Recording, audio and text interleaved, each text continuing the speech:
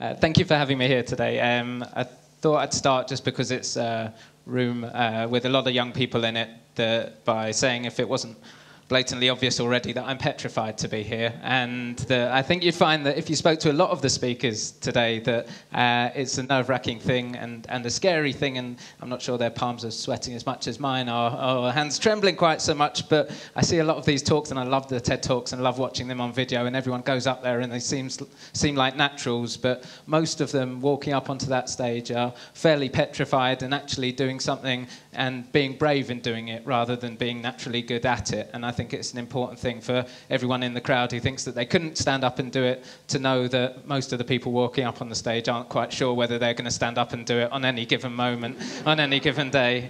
And I was speaking to my flatmate last night about this.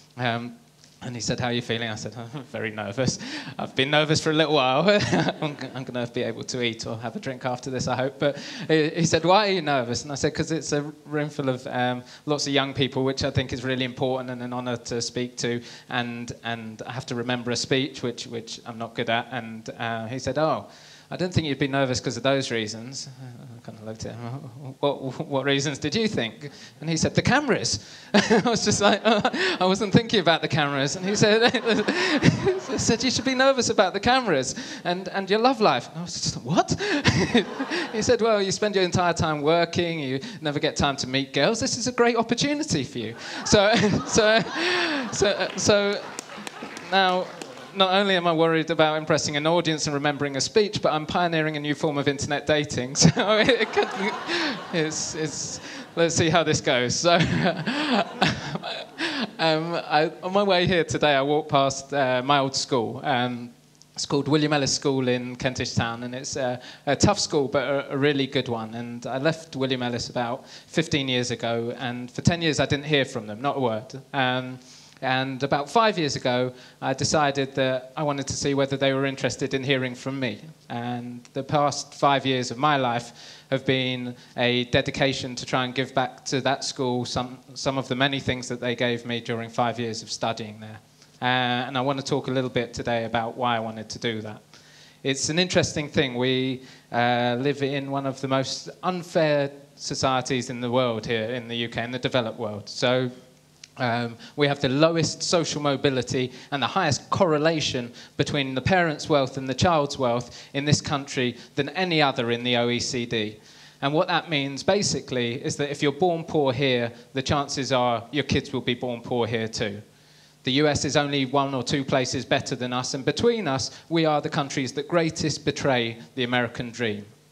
And I wanted to have a look at today about why that's the case and what we can do about it. And it's interesting because a lot of people subconsciously or consciously seem to think that wealthier people are cleverer than poorer people. And so just to put that myth to bed, when you control for academic performance and you take wealthier people and poorer people, the poorer people go on to get much less out of their careers than the wealthier people. It's nothing to do with academic performance. And I think a lot of it is to do with the support networks that help you transition from education into employment. In a wealthier family, you might have a parent who's been a manager, who's looked at lots of CVs, who's done lots of interviews, who can give you advice on how to craft your CV, who can prep you for interview. You might have an uncle who's got a business who can give you your first work experience, and a cousin who's got works in a law firm that can give you advice on how to get your first job. And you might get a lot of exposure to people in lots of interesting jobs who can help you be inspired about what it is you want to do in your life. And that inequity is replicated on the school basis. The more elite schools, the more privileged schools are excellent at staying in touch with their former students, and they bring them back in as inspirational career role models, as mentors, as internship providers, as work experience providers, and they have this incredible community around the school that doesn't really exist in the state sector, or hasn't to date. And the effects are incredible. We're about to launch some polling on Monday that says that if you go to a state school in this country, you are 10 times less likely to believe that people at your school will go on to be successful than if you go to a private school. And when you look at the poorest section of society, the numbers get even starker. Half of all young people on state benefits don't know a single person in the job they'd like to do or a single person who doesn't hate their job. A quarter of them fundamentally believe that people like them will never be successful. And it undermines the basic rationale for education. If every adult you know went to school, hated school, got nothing out of school, and either doesn't do a job or does a job they hate, then why bother trying in school? And so what we've done is tried to see what we can do to change that. We started looking at whether it was the case that people who went to the private schools were more likely to want to give back. And maybe that's why the private schools had the great networks and the state schools didn't. So we commissioned some polling into it. And what we found was very interesting. There's only a marginal difference between the likelihood of wanting to give back if you went to a state school against a private school, but there's a huge gulf in the realization of that propensity to give back. What that means is that if you go to a private school, you might leave and want to give back, and you'll get asked to give back, and you do so. If you go to a state school, you leave and you never hear from them again.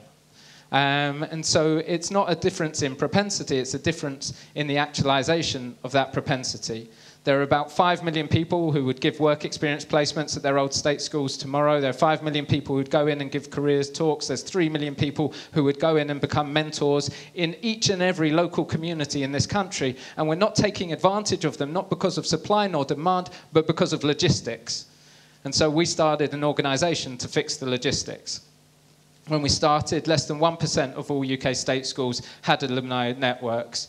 Today, we're running networks as an organisation in about 500 schools, and we've inspired them to grow in schools beyond our organisation, which means that about 15% of each school and college in this country is now connecting with their former students for the first time. And the response from the former students has been incredible. 50,000 people in the last 18 months have signed up to their old school networks to stay in touch with their old schools, stay updated in what's going on in those schools, and to start to re-engage as career support, as inspirational career role models, as mentors, as work experience providers. And we're starting to go through that process of turning every school into a community.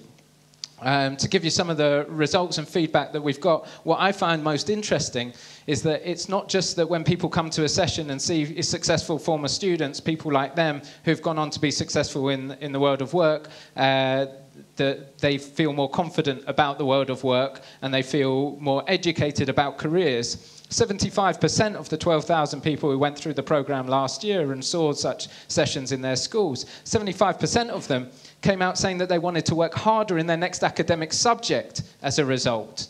The absence of role models undermines the rationale for education, and the presence of them reinforces it.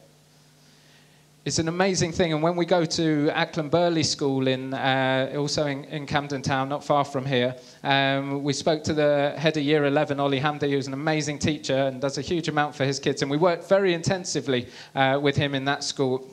And when they got the best ever GCSE results that the school had ever had, he turned around to us and said that having those role models there played a key role in focusing those students so that they would aspire to be the best that they could be, and not just be excited about the world of work, but be excited about their next subject as a result of it. Now, the thing that really gets me is that it's not just the UK. So we've been on a tour around the world looking in Central Asia and West Africa, Latin America, Central Europe, North America, East Africa, at different patterns and different models of alumni engagement in government schools. And the results are fantastic. Not one country has launched a systematic alumni networks program in every school in the country, but every country we went to was doing something innovative. There was some best practice to learn from. So when I was in Kazakhstan, you could see these amazing after-school clubs. All the extracurricular activities were fueled by volunteer alumni coming back in to run those clubs. When you go to Ghana, they elect a class president out of every graduating class, who makes sure that 10 years out, that group of people who graduated on the same day together get together to sponsor something on behalf of the current students at the school.